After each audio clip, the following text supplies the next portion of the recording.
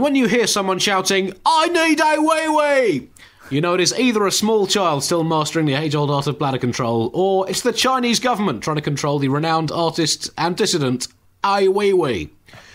And he's hit the headlines again, following on from previous artistic stunts, including last year's hit piece of installation art entitled "Myself in a Prison Cell for No Reason."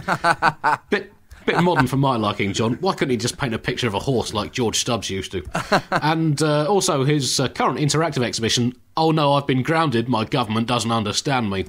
And he has installed 4 live webcams in an effort to satirise the surveillance that the Chinese police have put him under 24 hours a day since his release from jail. That's right, Andy. He is one Chinese artist who has been repeatedly speaking out against the Chinese government's human rights abuses. And when you do that, you can be sure of one thing, and that is that the Chinese government will provide you with food and low-grade lodging completely free for the foreseeable future with fellow like-minded people who also thought it would be a good idea to run their little mouths off. So, yeah, the artist in question is Ai Weiwei, or Name Not Found, if you Google search his name is in China. Ai Weiwei is both one of China's best-known artists and best-hated artists, depending on who you are. He is famous, which I guess makes killing him frustratingly difficult. And he's also the son of one of the Communist Party's most revered poets, making his criticism even harder to swallow.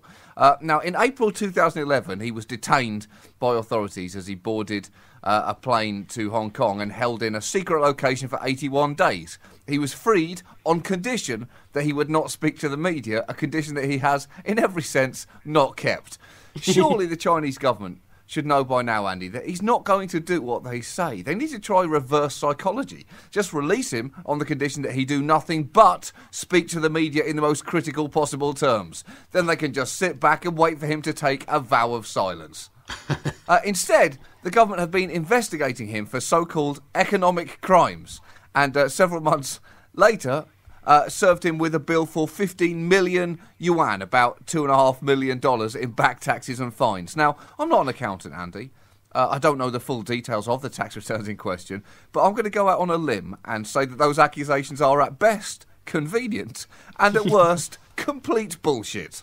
It is starting to look, though, John, that the Chinese government and Ai Weiwei are just never going to get on. I mean, it could just be kind of a soap opera style, slow build up to a late flowering romance, but it just doesn't look good. It does not look good. Especially because he's come up with a new imaginative way to infuriate the Chinese government. He set up 4 live webcams at his home, putting himself under self-surveillance in a nod to the 24-hour police surveillance that he's lived under for the last year. He said that by setting up the cameras, including one above his bed, he hoped to encourage transparency from all sides. He describes this project as a negotiation between private space, the public nature of security, and the power of the state. Yeah, it's true, Andy, but it's also a good way to annoy the out of the Chinese government. Let's not leave that important detail out. But perhaps, as you say, this is going to be the Chinese government's defence, that all their human rights abuses and restrictions on personal liberties are just a performance art piece as well, to make people think about how it would feel to live under repressive conditions such as those. They're really posing the question, what is freedom, with their ambitious 9.6 million square kilometre installation piece. If you are listening to this podcast in China, either everything has gone silent for the last few minutes, or you're about to hear a loud knock on your door. China is not a big fan of freedom. That's the basic overall message here. China feels about freedom how I feel about the Dave Matthews Band.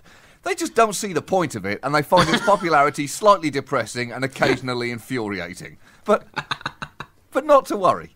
Luckily, China has found a clever way to defeat the rise of freedom, and that is to crush it mercilessly under a government boot. Take the internet.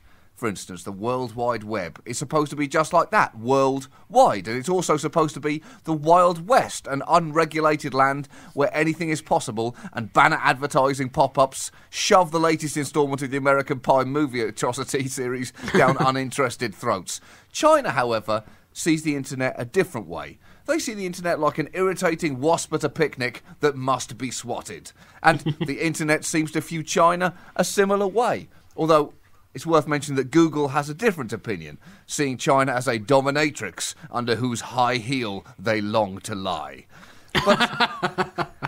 But the anonymous hacking group this week launched an attack on China, defacing almost 500 websites, including government sites, official agencies, trade groups, and many others.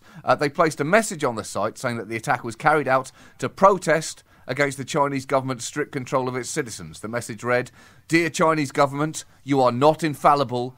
Today websites are hacked. Tomorrow it will be your vile regime that will fall." The Chinese government presumably replied by sending a message back reading, "Dear Anonymous, you have no idea who you're f***ing with here. China don't play that shit. You have just opened up a fortune cookie of pain, and the fortune in it reads, beware your own bullshittery today, for tomorrow the next global superpower will f*** you in the face." Now, it's unfortunate as well that Anonymous chose to post their message mostly in English, so it will probably make exactly as much sense to Chinese people as if you put a similar message up on the FBI website in Cantonese. But it was posted in English, John. But it was English that appeared to have been put straight through a translation software. Yes, that's because true. it makes almost no sense whatsoever. I'll just a couple of words from the message of solidarity with the oppressed that Anonymous put up. Over the years, the Chinese Communist government, to unfair laws and unhealthy process to control the people. Dear Chinese government, you is not never fall, and today the website is black, tomorrow is your evil regime fell. So, I mean, it's hard to know what to read into that. I mean, Yes, freedom is good, but arguably grammar is better. The Chinese web surveillance system is more repressive than a Victorian sex education teacher who's allergic to the word penis. It's more constrictive than a Burmese python that has your balls in a nutcracker. I'm saying it clamps down pretty tight, Andy, tighter than an oyster with an attitude problem. The system is one of the most comprehensive surveillance systems in the world, and it's known as the Great Firewall of China. In the future, Andy, tourists will come from all over the world to fail to look at what's behind it. Apparently, astronauts can even Google it from space. The Great Firewall, which definitely sounds like something Evel Knievel would have tried to jump over. Second mention for Evel Knievel. Oh yeah, that's a big week for Knievel. It returns no results for searches of banned terms, censors chat and vets blogs. Banned topics include the Falun Gong, spiritual movement and human rights activist Ai Weiwei. The system polices where Chinese people can go online and tries to restrict what they can talk about. Chinese censors are even actively targeting social media sites such as Facebook and Twitter to stamp out any discussion of banned topics. And you can't stop people talking about the things they most want to talk about.